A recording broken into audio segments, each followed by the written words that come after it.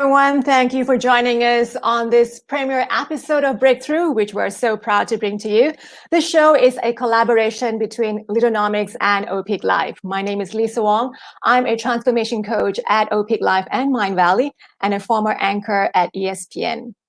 It's my vision to bring to you the stories of successful individuals and deep dive into how they build themselves to become the person they are.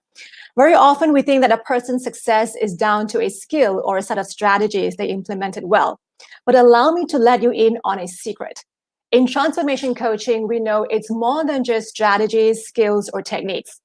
At the core of success is the individual's character, the sum total of who they are, their values, their beliefs, their behaviors, habits, tastes, and tendencies.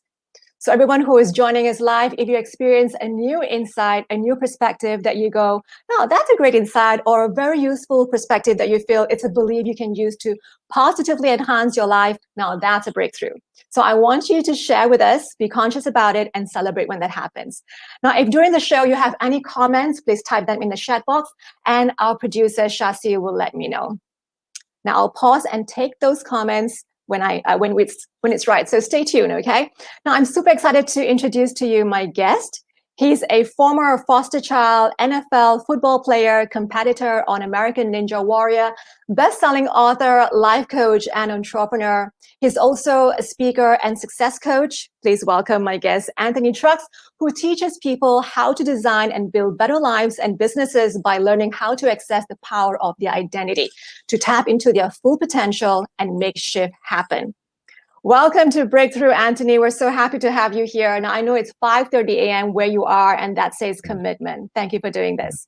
Yeah, no problem. Well, it's 6 now. We got to hang out for a half hour at 5:30. So now we're big chilling at 6 o'clock. But I appreciate you. I'm happy to be here. Yeah. So just let our viewers know that this is a long format show, usually end at 45 minutes. But because of Anthony's commitment, we're going to have a 2 parts to the show. So today it's going to be just 30 minutes. We'll end about 9:30.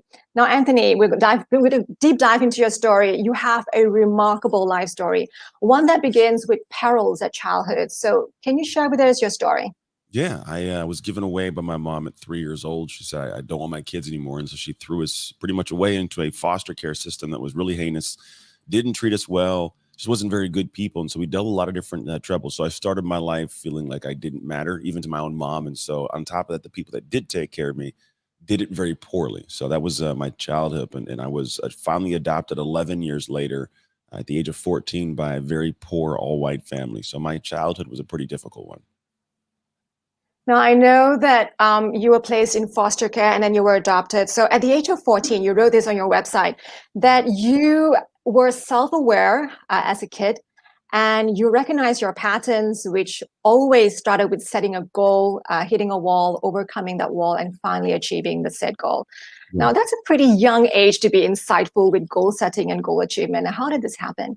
Well, you know what's funny is that I don't think it was like a plan before. It was one that took place after. So I would, had this desire to have something. I want to be good at football. And so I started out by like, I'm going to figure out football and see if I can be good at it. And then you try it and you're not very good at it the first time because nobody is the first time around. But then little by little, you start finding out that if you just kind of stay with it, you eventually find these solutions. Now, most people, it gets too hard to stay with it, so they quit early.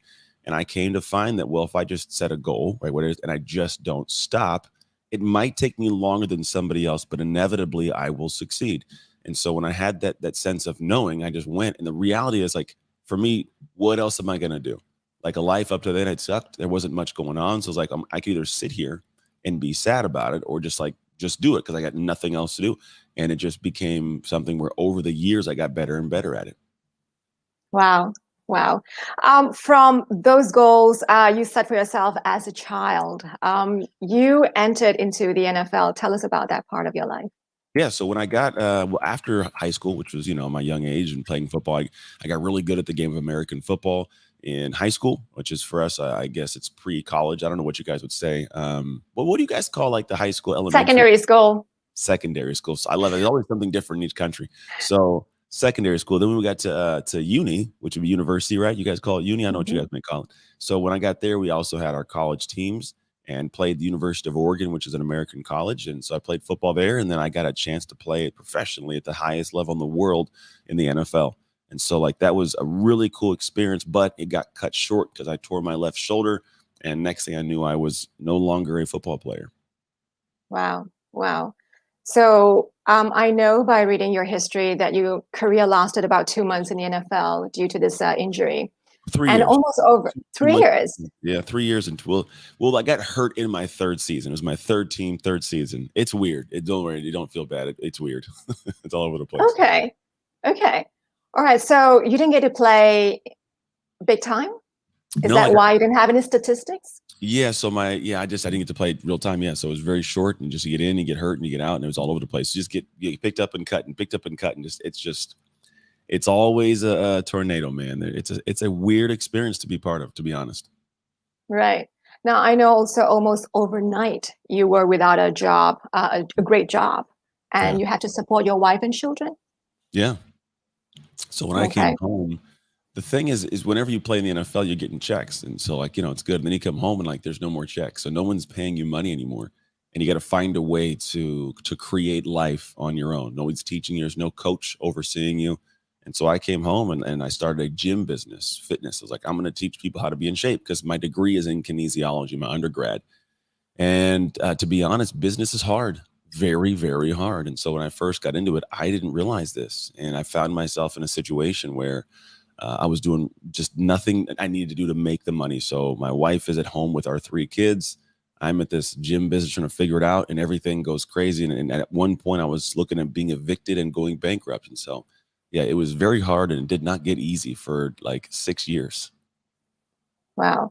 Um, then you survived those years, but then the gym business tanked and Yeah. you almost went bankrupt. Mhm. This was the onset into the part of the rabbit hole Mhm. that can you share with us? I know this is a big part, a huge part of your life that you really struggled. Mhm. Yeah. Yeah, I mean, it's the nature of it. Whenever life is hard, we all have ways of dealing with it. So for me, I was at the point where I was like, man, my marriage is falling apart. My family's falling apart. The business isn't doing very well. I'm out of shape. Like I wasn't even in good shape anymore, and I can't play the game that I love. So I was like, well, everything that made Anthony was gone. And so when you have nothing or feel like you have nothing, you start questioning like, why even get up and do this life thing? Nothing's good. It's not enjoyable. So I just stop doing it. And so at one point I was like suicidal. I was like, I don't want to be here. Not that I was angry at the world, but I'm like, this is just, it's too hard and I'm not getting anything good happening from this. And without football, my thought at the time was like, well, life doesn't get better than that. So I've already lived the best parts of my life, I guess. And that was my mentality. And thankfully I didn't do anything to hurt myself, but like that was a very dark, dark place. Mm. Tell us, Anthony, you were driving and you wanted to literally end your life then. Something hit, some realization. What was it? This must be what people call a turning point, and it's a huge turning point. Yeah, I mean, when I was driving, it wasn't. I just stopped my car, I remember, and just sat there because there was no stores that were selling like rat poison that I was looking for. So I kind of sat there. And then in the moments when those things are happening, like you're just really distraught. There's a lot of emotional pain. I was crying. I couldn't stop. It was just a lot. And then eventually I kind of in sitting there, calmed down. And I ended up, going back to my house. And it wasn't that I had a moment of like everything changed. It was like, well, I got to keep doing this thing. How can I do it better? What do I do in these moments to make these things better? So I just went back to work and I had some friends tell me some interesting things that sparked a thought of maybe all this stuff that I've been experiencing in life could be useful to other people. Maybe if I talked about it in ways that nobody else talks about it, maybe it could be beneficial to somebody's life to have them navigate these things. So I don't know, man. It was a couple of years, but maybe 3 years later, I finally started like I was in a better place, we'll call it, to have discussions about it, to share my thoughts, to share my ideas. But at that moment, it was just a matter of, I guess, the pivotal part of it was like, what if all this bad stuff could be used for good? That must have been a massive time because there must have been enormous growth you encountered in those couple of years. Yeah. Tell us what a plan did you sketch? What books did you read? Who influenced you the most, and Yeah. who you role model after? So I don't know if I have a role model. I think my role model is just what's right. because we all know what right and wrong is. All of us do. Sometimes, most times, what is right feels wrong. It's like, I don't want to give this wallet back when I found the money. I don't want to apologize, even though I should. Like we just don't do what's right. So that was my role model. The books that I read, I started reading a lot of interesting books. The first one I read was Stephen Covey's Seven Habits of Highly Effective People, which for me Great was a book. it's a simple book, but it started the process of understanding my brain and like how I was thinking, how I was interacting with people, what I wasn't doing, what I was doing. Like these little things started like, oh, maybe if I do some of this, it'd be better. And then I read Viktor Frankl's Man's Search for Meaning. I kept reading a whole bunch of books, and the more I read, the more I expanded my conscious thought of like what was possible in the world. And so as I progressed in a life, I started applying things differently. And what's interesting is when you do things different, you have different things. And so that was, I mean, the biggest influence was me essentially saying what is right, and then reading the right books to understand more in real time what was actually better, what was actually right, what I should really do, as opposed to convincing myself that the stuff that I didn't want to do was stuff I shouldn't have done. I was actually like, no, I need to do these hard things.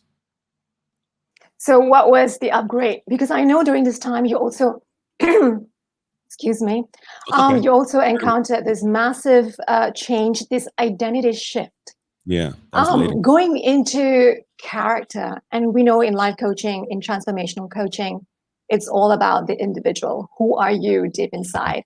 Yeah, And that takes a lot of shift in terms of shifting the yeah, emotions that you feel. So if you're regularly feeling low emotions like anxiety or worry or self-doubt or overwhelmed or stress or depression, mhm. getting through and overcoming and being in a resourceful state, it takes tremendous effort. So you need to know the how.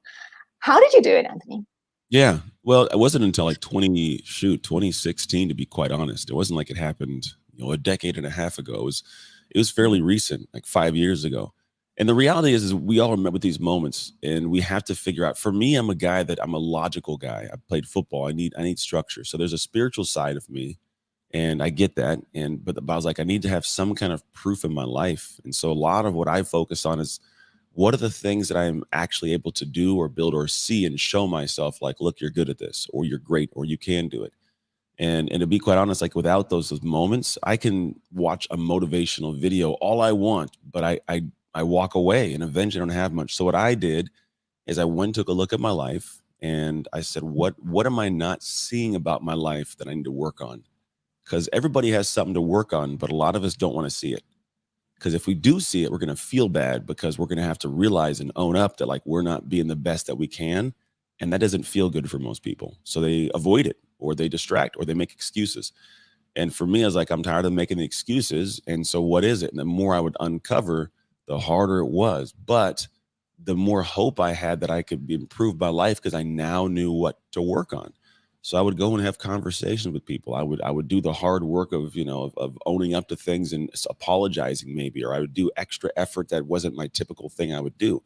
And then little by little, you start having actions that create outcomes that give you proof. So you can see like, I actually am better. But until you do that, you're just going to sit back and only have the proof of what you currently have, which is mostly the time nothing. Like you don't have much proof. So you've got to go out and take an action. There's a statement I love, and it's action ends suffering. So at the end of the Mm. day, it doesn't have to be some crazy, bold, amazing, but it's got to be something. Like you can't do nothing and expect to feel better. So taking even the smallest actions will end your suffering in time. Mm-hmm. You were once an athlete. Mhm. So you have been in the area of high performance because being, in the NFL, you have to be in top form. Have So to. you know some of the rules and some of the techniques and some of the habits that you do to achieve success. Were the experiences applicable? Were they helpful in you transforming, shifting your identity at the core? From sports? Mm. Yeah, yeah, sports are a big piece. But you know what? You don't have to have played sports to learn the things that life teaches you. Sports is interesting because it's a microcosm of the world. It's in a situation where you have to deal with different people, different personalities. You have to try things and be okay getting yelled at if you make a mistake. You have to, physically work hard, mentally work hard. You have to deal with outside pressures and outside perspectives and statements. So when you look in the world of what we do, even your world, right? If you're a host, there's a lot that goes into hosting: the thoughts, the conversations, how you see yourself. It's the interactions with people. Every walk of life has this. You see athletes on the stage. So we think like, oh, it's different. It's no different than being at work and having to deal with different people's personalities and having to deal with a boss that's not the funnest, or a job you don't love to do, or being tired but still having to show up and do your duties. At the end of the day, sports is just another part of life, another little world. And but for me, what sports taught me was all the things I needed to be successful in other worlds. So I took the concepts of what I learned in football, not from a sports standpoint, but like human interaction, how to navigate my own emotion, how to be able to take feedback and improve myself, not take it as an attack. All these little things. And now if I can take it and apply that to my marriage or my parenting or to my business, well, now I can find success. But I could have easily said, I'm going to open an ice cream stand and learn the exact same things. It would have been just different. So tell us, Anthony, what do you do habitually, daily, to change, the person that you want to be and to become, and also shift your core? Yeah, it's always, I have a lot of conversations with me. I don't know if a lot of people do this. I find that a lot of people aren't okay being alone, because when they're alone, they realize they're not actually alone. They're always with them. And if you don't like you have problems. And that is an issue. Because if you can't be alone in your own head and have a discussion with somebody you like, then you will always and forever run from that person. And you'll try to fill your life with other people that are better. But the problem is you won't be around amazing people because you won't believe you deserve to be around amazing people. So you surround yourself with like-minded, poor-minded humans. And so for me, I had to shut everything down. And it's where I said that proof thing. I had to get really good at being alone with Anthony.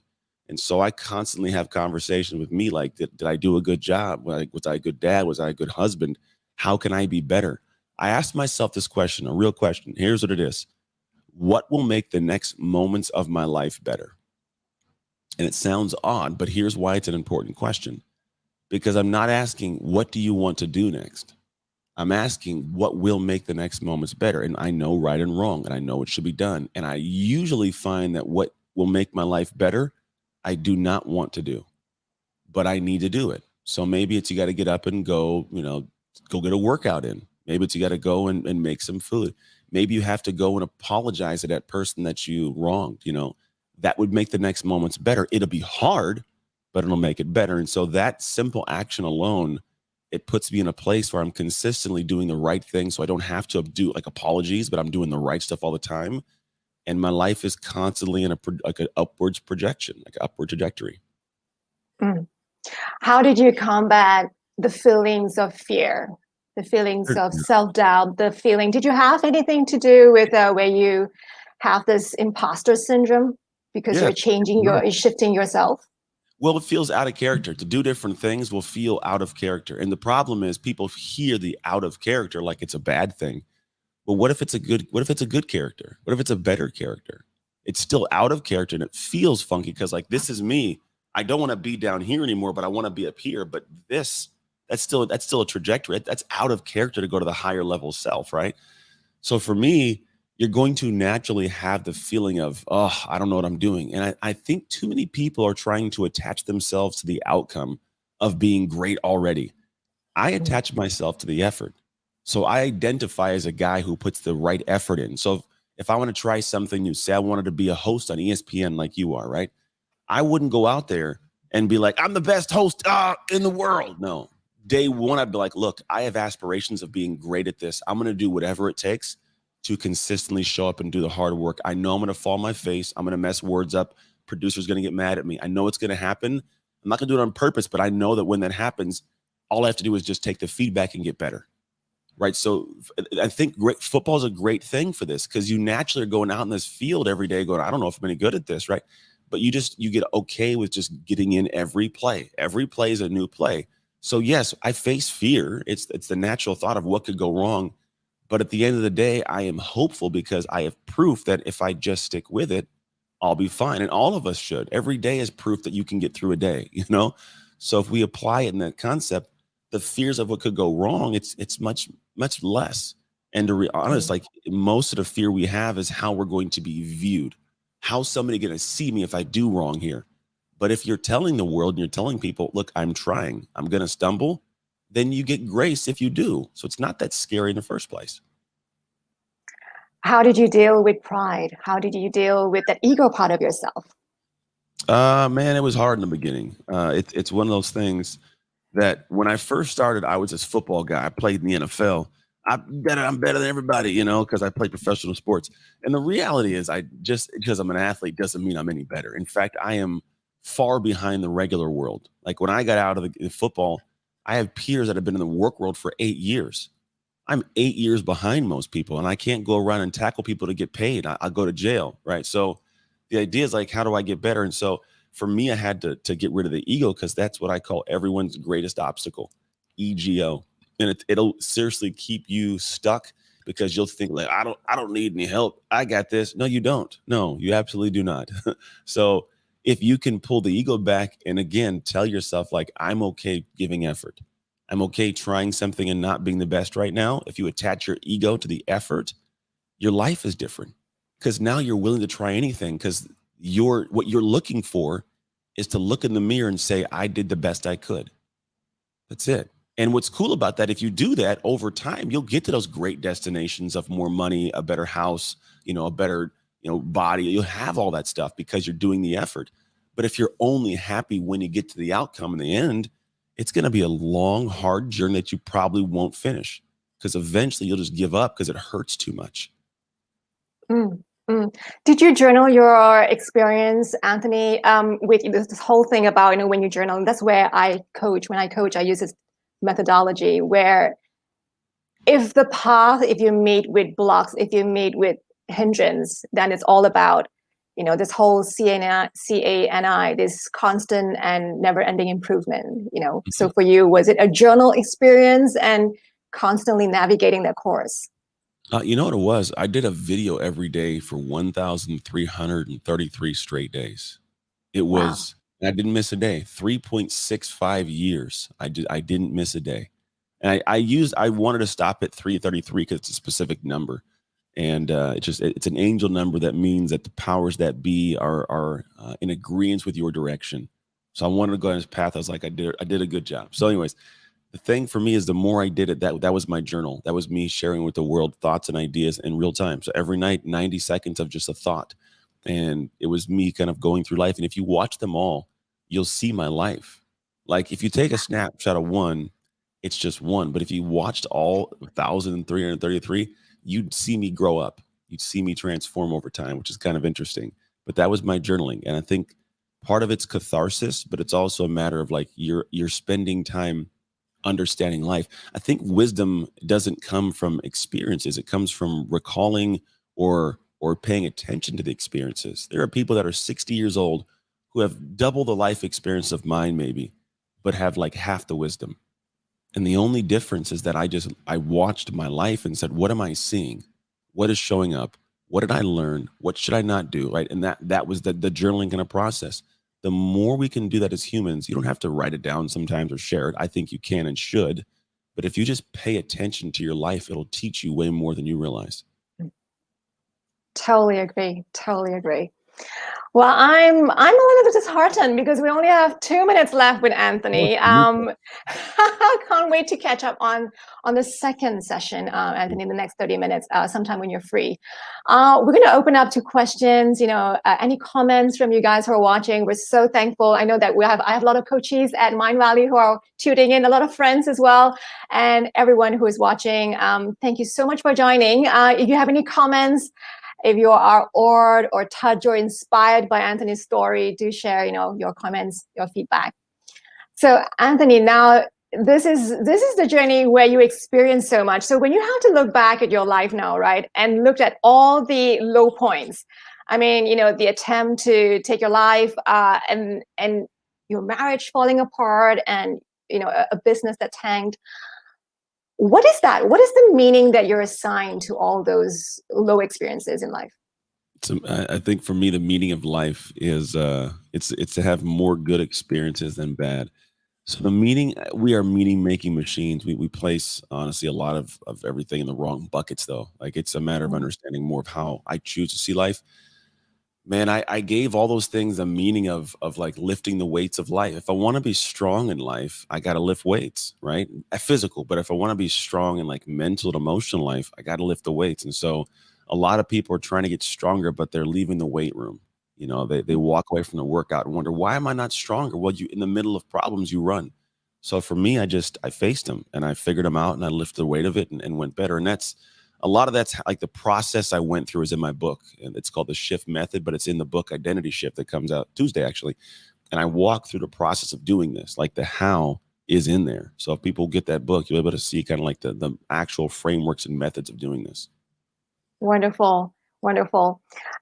So Anthony, now I know that you are into transformational coaching, life coaching. So this is the time to give back. And your life and your purpose now has been directed and shifted that now you want to impact others in massive, positive, meaningful ways. Yeah. That's what I'm here for. At the end of the day, we didn't get to all my story, but we could maybe do it next time. But like, there's a reason why this is what I do with my life. Because I'm a 6'2", 230-pound black guy that doesn't, most of us don't talk about emotions and life and feeling. I played linebacker in the NFL. Like most of the time, I'm like a raw, rugged alpha, But at the end of the day, I talk a lot and I share a lot of the heart of me because I find that humanity needs it more than I even realized. And people will listen to individuals who have gone down the paths that they're down. When life's been too easy, you don't have the lessons, it's hard to go and teach. You can't teach a class if you don't have the lessons, right? So at this point in my life, it's a great joy to share. So where are you now in life with your marriage, with your relationships, with your work, and generally as a person? I'm God. Way Roshan, I appreciate it. We got Shasi, Matthew, Mayuk, I think it is, Wags. And honestly, I'm in a great place. Life is weirdly good. My marriage, I remarried my ex-wife after 3 years divorce, and we have an amazing marriage. My kids are healthy and happy. My oldest goes to university next year. My twins, they are 12. I got a business that I love. I get to do stuff like this, talk to cool people like you. Life is really good. It's weird. It's weird how good it is. And so at this moment, I'm like, how can I help other people get that happy level of like what I call a limitless sense of ridiculous power? That's my goal. How can I get to the sense of having like this ridiculous power inside you? Because I feel like I have such a weird, great control of my life, and I want others to have it also. Yes, it's an amazing feeling. Because I know what it means to be fulfilled. And thank you so much, Anthony, for sharing your story. The next time you join us, we're going to delve and dig deep into the business side, the amazing nuggets of wisdom and the experience that you accumulated. And now that you're a business coach, helping others, kind of scale and expand and be successful. Yeah. Have a great day. I'll hop off, but I got like 3 minutes real quick. I got this question from Tang. I think it's a good question. Then I'll let you close it up. So she says, how do you ensure that women have successfully managed to make a shift of her identity? It's simple, Tang. You will have a moment where you look back, and when you try and think about the way you would have processed something or would have thought about something different or like whatever, it feels different. When somebody says, well, how do you have so much time and so much money? How do you, if you stop and go, man, I don't even think the same way anymore. I don't feel the same way. I don't get mad the same way anymore. When you genuinely feel like that you used to be somebody else, you'll have made that shift. And honestly, this is in the book. If you go to identityshiftbook.com, you can get the book. And then if you use the code breakthrough, I'll give everybody the free audiobook, the free digital book, and a workbook that goes alongside with it. But the book tells you how to do this right here, Ting. Thank you. Thank you. There you go, Catherine. Thank you so much for your question. And thank you so much again, Anthony. We wish you a fantastic day. I know you have a really busy day ahead. So I do. Yeah, shoulder on. I got to start on a great note with you guys. So thank you. Thank you. Thank you, everyone, for joining us. Where if you have any questions or comments, we will pick them up. Just drop in the chat box, and we will proceed to have them emailed to Anthony and then get them answered. So this show is brought to you by Leaderonomics and Opeaklife. Thank you so much once again for joining us. I'm Lisa Wong. It's been an honor serving you. I'd like to thank my producer, Shasi, and the entire team. And guys, be fulfilled and live a purposeful life. See you next time in 2 weeks' time. It's a fortnightly show. Bye for now.